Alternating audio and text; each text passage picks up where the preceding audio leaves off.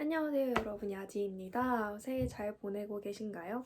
저는 그동안 주신 질문들 중에 공통되는 질문들을 가지고 영상을 제작해 보려고 해요. 그래서 이번 영상은 Q&A 답변 형식으로 진행이 될 예정이고요. 답변에 앞서서 제 의견은 모두 제 고유한 경험에 바탕을 한 거니까요. 정답이 아니라 이런 사례도 있고 이런 의견도 있구나 정도로 가볍게 생각해 주셨으면 좋겠습니다. 그럼 첫 번째인데요. 이민, 학교, 워킹 홀리데이, 비자가 어떻게 되시나요? 저는 YMS Tier 5라는 비자를 가지고 있는데요. 워킹 홀리데이라고 불리우는 비자이고 영국에서 합법적으로 2년 동안 일할 수 있는 워킹 비자예요. 두 번째, 비전공자로서 국내에서 어떻게 어느 정도로 공부를 하셨는지 궁금해요. 저는 일단 어떻게 했는지 말씀을 드리자면 처음 개발 공부는 내일 배움 카드를 통해서 시작했어요. 한국에 정말 감사하고 좋은 복지죠. 내일 배움 제도라는 거는 국민 모두가 일자리에 도움되는 교육을 받을 수 있는 지원 정책으로 제한된 금액의 훈련비를 정부에서 지원을 해주는 제도입니다. 그래서 내일 배움 카드라는 복지 정책을 통해서 웹 퍼블리셔 과정을 6개월 정도 들었고요. 바로 웹 퍼블리셔로 취업을 했습니다. 1년 2개월 동안 다니면서 개발자로서의 역량을 꾸준히 늘려나갔습니다. 왜냐하면 그 당시에 정말 좋은 회사를 만나서요. 아직까지도 너무 감사하고 있는데 진짜 세상에서 가장 좋은 사장님과 동료들을 만나서 제가 그 당시에 풀스택 개발자를 목표를 하고 있었어가지고 그 목표를 알아봐 주시고 프론트엔드부터 백엔드까지 경험할 수 있는 기회를 계속 주셔서 자바랑 자바스크립트 이런 영역을 다 할 수 있었어요. 그런 기회를 주셔서 제가 개발자로서 역량을 꾸준히 늘려나갈 수 있었던 것 같습니다. 그래서 아직도 너무 회사에 너무 감사하고 있어요. 잘 지내시죠? 그리고 컴퓨터 전공을 하지 않았기 때문에 생기는 백그라운드 지식의 차이를 극복을 하려고 회사 끝나고 저녁 수업도 듣고 주말, 주중 하지 않고 다 학원을 다니면서 내내 공부를 했어요. 당연히 전공자분들의 시간과 노력에 비례하지는 못하겠지만 스스로 컴퓨터 공학을 전공한 분들만큼의 지식을 만들기 위해서 최대한 제가 할 수 있는 대로 최선을 다해서 공부했어요. 어떤 공부를 했는지는 뒤에 자세히 설명드리겠습니다. 그래서 처음에는 내일 배움 카드를 통해서 6개월 동안 웹 퍼블리셔 과정을 공부를 했고 회사에 취업한 후에는 회사에서 경험을 통해서 공부를 했고 세 번째로는 주중 주말에 계속해서 회사 외에서 학원을 다니면서 개발자로서의 역량을 키워나갔습니다. 이게 질문에 대한 제 답변이 되겠네요. 세 번째, 비전공자로서 해외 취업하기까지의 필요 요소가 무엇이라고 생각하시나요? 취업 준비를 어떻게 하셨는지도 궁금합니다. 첫 번째로 가장 중요한 것은 적합성이라고 생각해요. 지원하실 회사의 포지션의 잡 디스크립션을 보았을 때 requirement와 업무들을 분석해 봤을 때 객관적으로 0%부터 100%까지 나는 어느 정도 적합한 사람인가를 따져 보시는 거. 그게 가장 중요하다고 생각합니다. 얼마나 내가 그 역할에 적합한 사람인가. 그게 가장 중요한 것 같아요. 그리고 두 번째는 의사소통 능력인데요. 회사는 공동체이고 팀워크를 통해서 이익을 창출해 나가는 곳이다 보니까요. 회사 내에서 필요한 의사소통 능력이 충분한지 두 번째로 가장 중요한 것 같아요. 근데 개발 직군은 사실 그렇게 아주 중요하지는 않습니다. 아주 잘하실 필요는 없는데요. 개발 같은 경우에는 혼자 일을 하고 뭐 문제가 있을 때 서로 얘기를 한다거나 본인이 한 프로젝트를 가지고 프레젠테이션을 하는 정도이기 때문에 아주 플루언트 하실 필요는 없지만 본인의 생각을 잘 표현하실 수 있고 타인이 하는 말을 이해하실 수 있는 정도면 될 것 같아요. 그래서 첫 번째로는 직무 적합성, 그리고 두 번째로는 의사소통 능력입니다. 네 번째, 해외 취업 어떤 방식으로 알아보고 지원하셨나요? 저는 한국에서 취업 준비를 했고 LinkedIn, Indeed, Glassdoor, Reed라는 사이트를 주로 보았습니다. 그리고 최종적으로는 링크드인이라는 곳에서 지원한 회사에 취업을 하게 됐는데요. 사실 이 주요한 4가지 사이트뿐만 아니고 메이저 사이트들 말고 다른 사이트들도 다 이용을 했어요. 뭐 타len트포 같은 곳들 다 이력서를 등록을 해놓고 메일 지원을 해봤었습니다. 처음에는 제가 하고 싶은 일만 딱 적혀있는 곳에 지원을 했는데요. 예를 들면 A라는 직무를 하고 싶으면 A라는 일을 하는 곳에만 넣었어요. A 다시 보지 않았어요. A만 적혀있는 회사에만 지원을 했었는데 그러다 보니까 정말 인터뷰 기회를 얻기가 힘들더라고요.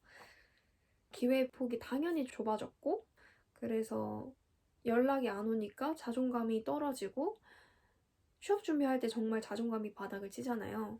그때 받는 연락의 개수를 보고 이대로 하면 안 되겠다라는 생각이 들었어요. 그래서 어느 순간부터는 job description에 있는 requirements를 보고 대충 내가 할 수 있는 정도겠다. 내가 할 수 있겠다라는 생각이 들면 전부 다 지원을 했습니다. 앞서 말씀드렸듯이 제가 하고 싶은 일은 A인데 A-인 곳 또는 A-이고 A 플러스 B인 곳에는 다 지원을 했고요. 그랬더니 인터뷰 기회가 몇 번 주어졌어요. 그런데 항상 떨어지는 거예요. 그래서 거기서 깨달았죠. 내가 준비가 덜 됐구나. 그래서 잠시 지원하는 걸 멈췄습니다. 그리고 매일 올라오는 제 포지션에 있는 잡 디스크립션을 분석했어요. 예를 들면 제가 목표하는 국가는 영국이었고 영국에 올라오는 제가 목표로 하는 직무를 매일 검색해서 공고들 안에서 자격 요건과 하는 업무들을 쭉 분석을 해서 가장 공통으로 찾아보는 인재 상이 무엇인지 분석을 해봤습니다. 그래서 영국의 이 직무에서 원하는 스킬들 5개, 또 이 직무로 들어갔을 때 하게 되는 일 5개 정도로 리스트업을 해놓고 그 스킬들을 목표된 시간 안에 제 것으로 만들기 위해서 정말 노력을 많이 했어요. 주중 주말 할 거 없이 아침 저녁 할 거 없이 학원을 갔고요. 회사를 다니면서도 계속 공부를 했습니다. 책을 계속 보면서 잠들었고 자기 전에 생활 코딩 틀어놓으면서 잠들고 정말 그랬어요. 그리고 최대한 빨리 습득한 그 스킬들을 CV에 바로 업데이트를 했어요. 그래서 이력서를 보고 이니셜 콜이라도 받을 수 있도록 흥미로운 사람으로 보일 수 있도록 그렇게 준비를 했습니다. 그래서 결국 정리하자면 첫 번째로 목표하는 국가에 목표하는 시장에서 찾는 인재상에 필요한 스킬들을 리스트업했고요. 두 번째로 그 스킬들을 제 스킬로 만들고 그리고 CV에 업데이트했습니다. 그리고 세 번째로는 최대한 할 수 있는 한 많은 곳에 지원을 했어요. 인터뷰 기회를 많이 가질수록 인터뷰 경험이 늘어나는 것이기 때문에 사실 리스크가 없거든요. 그래서 최대한 많이 지원을 했어요. 그랬더니 인터뷰 기회 연락이 많이 왔습니다. 그리고 지원을 중간에 잠시 쉬었다 보니까 제 스스로도 준비가 더 되어 있어서 자신감이 더 생겼던 것 같아요. 돌아보면 저는 인터뷰에서 떨어질 때마다 정말 힘들었지만 이 과정이 다 필요했던 것 같아요. 덕분에 제 스킬을 재정비할 수 있었고 저를 객관적으로 볼 수 있었어요. 그래서 꼭 드리고 싶은 말은 기다리다 보면 정말 여러분들과 딱 맞는 하나밖에 없는 기회가 옵니다. 그래서 혹시나 지원을 하시면서 몇 번의 실패를 경험하시더라도 너무 상심하지 않으셨으면 좋겠어요. 너무 상처받지 않으셨으면 좋겠고 여러분들한테 딱 맞는 때와 기회가 여러분들을 기다리고 있을 거예요. 5번째, You have to eligible to live in this country는 뭔가요? 합격 후에 회사에서 비자를 발급해 주는 건가요? 지원하시다 보면 이 문구 굉장히 많이 보시죠. 당신은 이 국가에서 거주할 수 있는 자격이 있어야 합니다. 정말 나한테 잘 맞는 포지션이고 나한테 잘 맞는 직무고 requirement 자격 요건 다 맞고 이제 어플라이만 하면 되겠다 해서 드래그해서 딱 내려가 보면 이 문구가 있어요. 그랬을 때 마음이 무너지죠. 저도 그런 적이 좀 많았었는데 이런 문구를 보시면 혹시라도 그 나라에서 살 수 있는 자격이나 워킹 비자가 없으신 분들은 마음을 내려놓으셨으면 좋겠어요. 이거는 지원을 해봐도 답변을 못 받을 확률이 높습니다. 시간이 아까워지실 거예요. 그래서 앞에서 최대한 많은 곳에 지원을 해보시라고 말씀을 드렸는데 안타깝게도 어떤 사이트는 한국에서의 접근이 아예 막혀있는 것도 있고 이제 잘 지원만 하면 되는데 지원하기 클릭하면 이 국가 외에 있는 사람들한테는 지원을 막아놓고 있다라는 경고창이 뜨기도 하고요. 그런 안타까운 상황들도 있죠. 그래서 이러한 문구가 있을 경우에는 반드시 그 나라에서 일할 수 있는 자격을 소지하셔야만 지원이 가능합니다.